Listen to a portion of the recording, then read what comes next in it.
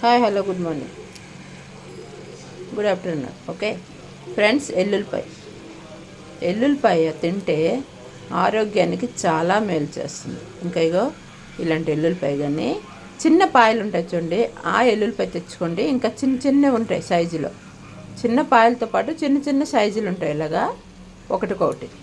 అవి తెచ్చి చికెన్ ఎందుకు చూపించానంటే, మనం పోపు వేసుకునేటప్పుడు ఉల్లిపాయలు పోపు వేసుకునేటప్పుడు ముందుగా ఎల్లుల్లిపాయ అందులో వేసుకుంటాం. అందులో మూకుళ్ళు వేసుకొని ఆ ఎల్లుల్లిపాయ మీద ఉల్లిపాయలు, పచ్చిమిరపచ్చి, ఆవాలు, జీలకర్ర అన్నీ వేసుకొని పోపు వేసుకుంటాం.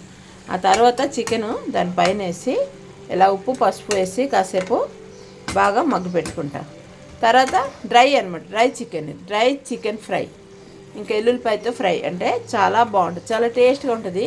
ఎల్లుల్లిపాయ తింటే టేస్ట్గా కూడా ఉంటుంది, ఎందుకంటే చికెన్తో పాటు అది ఫ్రై అవుతుంది కాబట్టి. ఆ ఎల్లుల్లిపాయ తింటే ఆరోగ్యానికి మంచిది, హార్ట్కి మంచిది, చాలా టేస్ట్గా ఉంటుంది.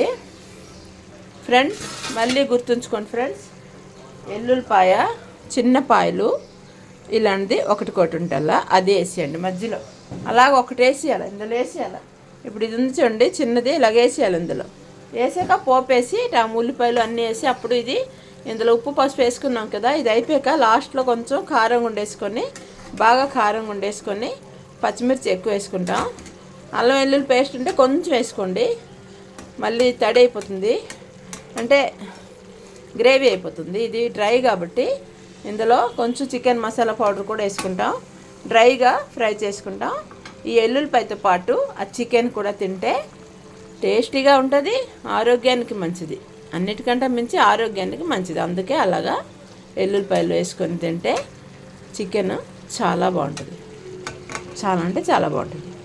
తినేస్తారా మరి చేసుకొని?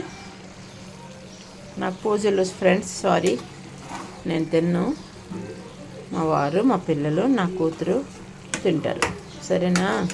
ఇంకెలాగా ఎల్లుల్లిపాయ వేసుకొని ఏంటి గుర్తుంచుకోండి, పాయకి పాయ ఎల్లుల్లిపాయ వేసుకొని ఇలాగా చికెన్ ఫ్రై చేసుకొని తినేయండి.